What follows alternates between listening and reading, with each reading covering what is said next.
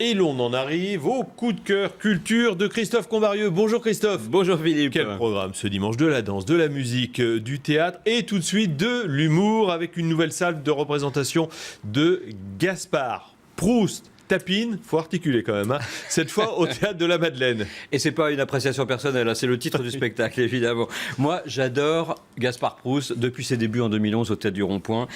C'est, à mon avis, l'un des derniers humoristes qui arrive à rire de tout avec une méchanceté, un cynisme avoué, affiché, assumé. Il n'y a aucun problème, il a peur de rien, il y va franco.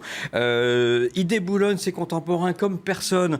Je pense qu'avant lui, il n'y en avait que deux qui pouvaient faire ça. C'était Pierre Desproges et Jean-Yann. Je pense que depuis, personne n'est allé aussi loin dans cette façon de, je dis, de déboulonner un peu nos contemporains. Alors, on vante évidemment sa cruauté, sa méchanceté, mais aussi, objectivement, son écriture qui est très fine, très acerbe, qui est très juste. Voilà. Pour moi, Gaspard Proust, c'est le fils spirituel de Pierre Desproges. Il est au Théâtre de la Madeleine pour 9 représentations exceptionnelles. Ça commence jeudi prochain jusqu'au 14 juin. En voici quelques extraits. Les gens d'autrefois étaient beaucoup plus brillants que les gens d'aujourd'hui. C'est pas réac que de dire ça. Et je le prouve. Sous Jules César, les esclaves parlaient latin. Trouvez une femme de ménage qui parle grec. Enfin, ça va encore arriver, ça, c'est dans les tuyaux, ça arrive, hein. Vous savez, moi je suis de la génération Mitterrand.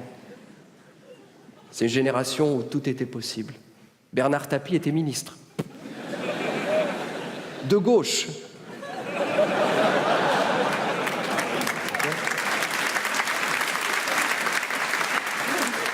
C'est comme si Madoff écrivait les discours de Mélenchon. C'est à peu près... Puis Mitterrand, à l'époque, ils ne s'alliaient pas avec les écologistes. Non, ils coulaient leurs bateaux dans les ports dans le Pacifique. Si Mitterrand était là, Duflot serait en train de dériver dans la Seine façon Petit Grégory, oui. Quand on vous dit qu'il va loin. C'est toujours très politiquement correct, hein, parce qu'il y a quelques extrêmes, mais des fois... Il est borderline, hein, de temps en temps. Ouais. Il est borderline. En tout cas, Gaspard Proust tapine toujours au Théâtre de la Madeleine. C'est à partir de jeudi. 9 représentations jusqu'au 14 juin. Un peu d'air, ça fait du bien de temps en temps. Non loin de là, au Théâtre des Mathurins, Sarah Biasini joue les prolongations avec sa pièce, alors bâche qui signifiait en anglais fête, ou alors coup de poing, il y avait le French bashing. Hein, tout à fait, et puis les deux, que ce soit fête ou coup de poing, sont parfaitement adaptés à cette pièce. La fête d'abord, parce qu'on est vraiment très content de découvrir une nouvelle grande comédienne. On l'a connue avec des succès d'estime et un peu d'encouragement dans des téléfilms. Sarah Biasini est la fille de Romy Schneider, et bien là, on la découvre vraiment actrice aboutie, accomplie, affirmée, vraiment. Et puis coup de poing, parce que cette pièce est d'une rare violence verbale. En quelques mots, c'est l'histoire de trois crimes impunis racontés par ceux qui les ont commis. Alors, il n'y a pas de question de jugement, il n'y a pas de question de condamnation dans cette histoire. Voilà, il n'y a pas de justice, vous voyez. C'est simplement raconté. À ses côtés, aux côtés de Sarah Biasini, Bruno Solès, excellent, et c'est mis en scène par Gilbert Pascal. C'est une pièce qui va plaire beaucoup à tous les amateurs de cinéma, de David Mamet, par exemple, ou de Gus Van Sant. Voilà, je vous laisse en regarder quelques extraits. C'est parce qu'il y avait cette grande fête. Ah, une soirée. Soirée, à New York. On y allait rien que pour ça, c'était l'événement, le grand rendez-vous, on se devait d'y aller. Avec tous nos vieux copains, j'avais reçu une invitation au courrier. Plusieurs paroisses se donnant rendez-vous pour un grand bal au Plaza! Yes! Ça avait vraiment de l'allure. C'était... cher. Mais c'était chic! Manhattan pour faire la fête, c'est génial, non? Des anciens du lycée! Ah, avec qui on avait gardé le contact, des amis, quoi. Ça tombait juste après les partiels. New York, c'était idéal. À seulement 4 heures de chez nous. Voilà, Bach avec Sarah Biasini, Bruno Solès tous les soirs à 19h au Théâtre des Mathurins. Un petit peu de danse à présent, Christophe, avec la nouvelle création de celui qui sera à partir du mois de novembre le nouveau patron du ballet de l'Opéra de Paris, c'est évidemment Benjamin Millepied. Tout à fait, triomphe total pour le Daphnis et Chloé de Benjamin Millepied qui vient de commencer à l'Opéra Bastille, musique évidemment de Ravel, scénographie de Daniel Buren, c'est absolument somptueux. Millepied rafle la mise, c'est un adoubement réussi pour lui, puisque donc il prendra ses fonctions en novembre à l'Opéra de Paris.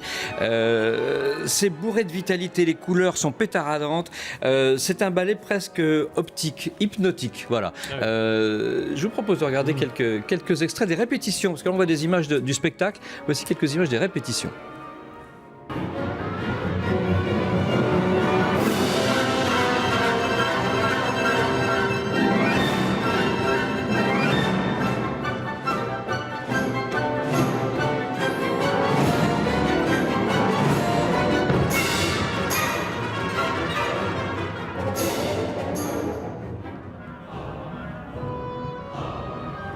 Très vite sur le truc.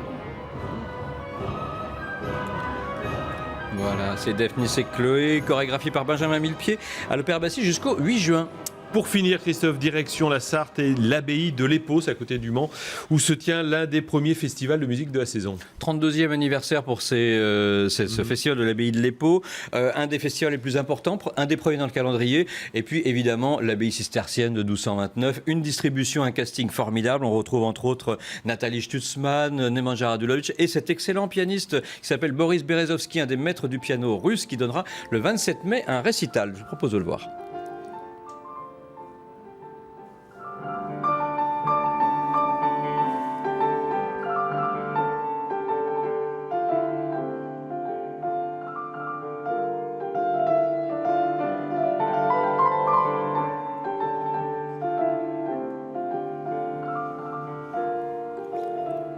Voilà, Boris Berezovsky, ce sera le 27 mai dans le cadre du festival de l'abbaye de l'Épau dans la Sarthe, toute la semaine prochaine, donc le festival, 30 concerts en 10 jours.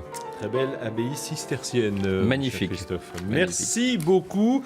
À dimanche prochain. Rendez-vous est pris. Absolument. Tout de suite, un nouveau journal sur LCI.